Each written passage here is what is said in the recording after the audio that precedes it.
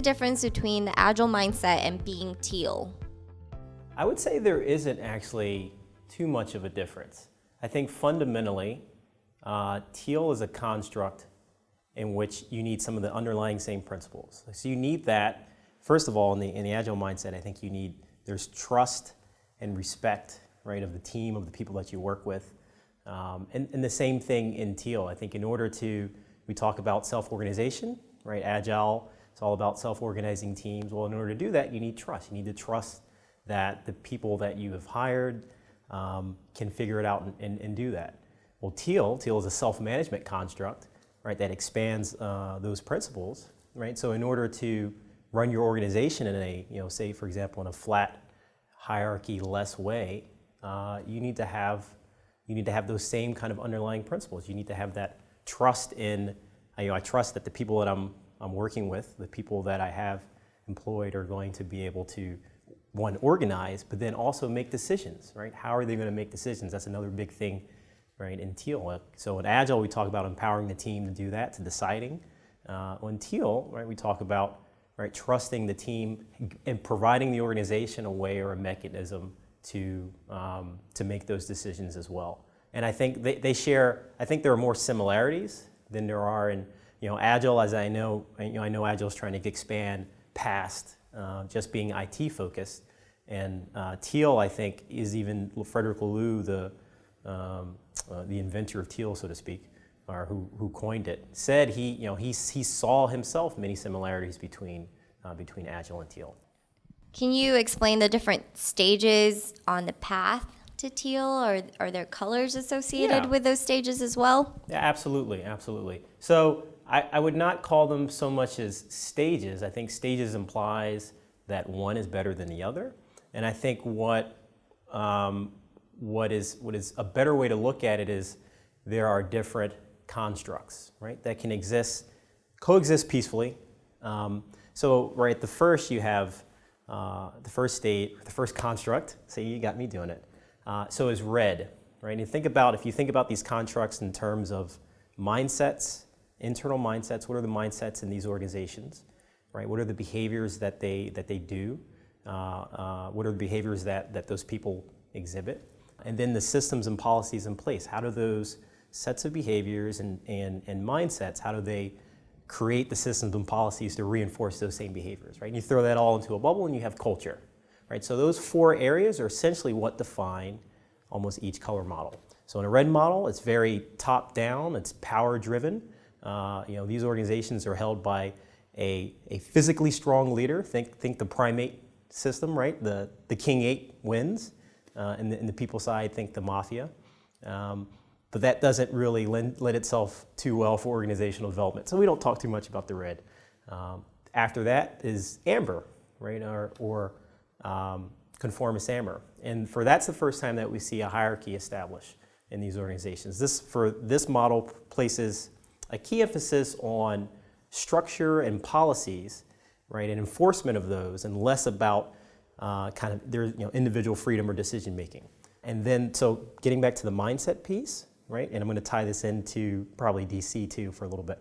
So I would say the core mindset that establishes here is that of mistrust, right, of the workers below. So you talk about senior VPs and middle managers, right, have a mistrust of middle managers. Middle managers have a mistrust of kind of factory floor workers. And so where do we see that? We see that exhibited in, right, the policies and systems that they have in place. You need to check in, right? You need to work, I need to make sure you're working 8 hours a day. Did you do what you said you're going to do? I need to check your checklist, right? So all these systems and policies are really founded on sort of principles of mistrust. You look at typical organizations that you would put in this model are, the federal government, right, or the Catholic Church. Very long-standing organizations that are there, that will be there and be there long before and after leaders move in and move out. So they're good at passing on organizational longevity, but usually they suffer in terms of innovation, right? Because you don't have the means to do that.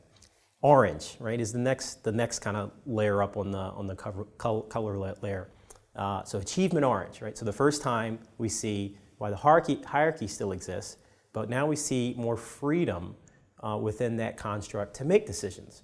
So now it's about now we have room for innovation, right? Because now, I care about the outcomes, but not so much how the choices get made. So you have more freedom, more wiggle room. But unfortunately, this is a very, I'd say this is a very rational and logic-driven construct, more like a machine, right? So you can, and you can know how this machine is going to operate. You can change a couple parts, and not too much. Doesn't lend itself too well for like emotional or a sense of purpose or greater being. It's usually all about kind of making a profit. Fortune 500 companies, hugely successful, right? But when it comes to purpose over profit, right? That's where that model kind of falters. And then we see green, right? Or pluralistic green. And this is almost getting cooler, right? The pendulum is swinging the other way. The hierarchy here still exists, but now leaders are taught or encouraged to delegate, right? To delegate responsibilities and power down to the lowest level. So the first time we see, some freedom on decision making and some sort of flex in terms of self-organization. But it's still ultimately an egalitarian system, right? So in order to make a decision, consensus is usually sought, right? I need to confide and get confirmation from everyone. Right? This can lead to sort of stuck patterns. So what Lelou was kind of searching for and looking after is, okay, is there anything out there that exists sans hierarchy, right? Is it possible to take this self-organization construct a little further, right? We see Agile, I think, closely linked in and born in the green movement, but it's looking towards TEAL. A lot of the same similar patterns and processes that we see self-organization, that is definitely, it's there in the green space, but you can do it over in the TEAL space. And so finally, TEAL. What is it like when we flatten out the hierarchy, right? When we have an organization that can be autonomous and it can contribute business value individually in kind of small sectors, and we really empower them. And that is ultimately, I think, where a lot of folks with agile mindsets, what I tend to see is they're looking towards that next level, and they can really relate to those behaviors, those practices that TEAL aspires to or subscribes. So the government is looking to become more agile, Yeah. and you kind of mentioned them when you were talking about the various constructs. Yeah. You mentioned that they were orange or amber. Amber. Yeah, more amber. So would it be much harder? Like, what's the most difficult state or construct on your path to TEAL? Like, would they have a much harder journey?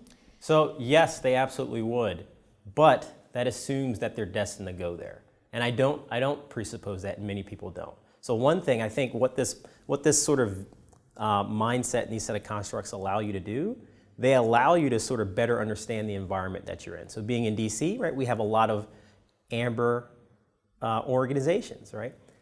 They're probably never going to get to TEAL because that's not fundamentally where they are. So I think tying it back to what we do as a enabler or making people's lives more valuable, we work with folks wherever space they're in to get them to maybe it could be the next level. So I think a bonus or plus for a lot of government or federal organization is not to get to TEAL, right? We know we're never going to see, the FBI totally become these self-autonomous units.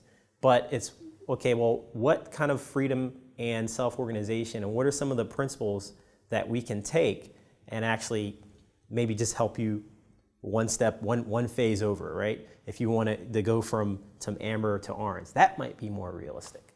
Not necessarily a shift over from amber to TEAL, but it's from wherever you are to wherever you want to go. So I see more of a movement where organizations are trying to become a little bit more flat or a flat hierarchy. Does that necessarily mean that they are TEAL, or it's just one characteristic, like Zappos, for example? Yeah, so Zappos is more, they're not necessarily flat. So Zappos is following a model called holacracy, which isn't necessarily flat. It's more of this nested circle construct, right, where they have a very deep value chain, so going completely flat doesn't make sense for them. Valve, for example, is an organization that has gone completely flat. But Zappos, the way holacracy works, I won't get into it too much, but they're more about circles of responsibilities, right? And each circle has for example, like a linking pin that's responsible to other circles both above and below it. So there still isn't nature of there is no hierarchy, but I definitely wouldn't say that it's flat, so to speak. But the talking about whether an organization is flat is really, keep in mind, this is it's one aspect of TEAL. That's the self-managing aspect. There's still, the other two aspects are this concept of evolutionary purpose and then wholeness, right? Are you getting back and linking it back to Agile, right? Are you constantly evolving? How is your purpose defined in your organization? Is it someone from the top just saying, hey, this is what we're going to go do, now go do it in a flat way? Well, that's not very TEAL, right? TEAL is when you truly allow yourself to kind of to let go and relinquish that sort of power and let these organizations, let these units form. In order to really figure out what your purpose is, you have to actually listen into the organization. You have to see, what are the skill sets? What's the environment like? What are my folks doing? And then your purpose becomes a reflection of where you are. So I think that's a bit that gets missed when people talk about TEAL. They go, oh yeah, let's go flat, right? But you still have, right? You can still have these sort of orange mindsets kind of at play talking about, well, yeah, how are we going to do our strategy and our vision?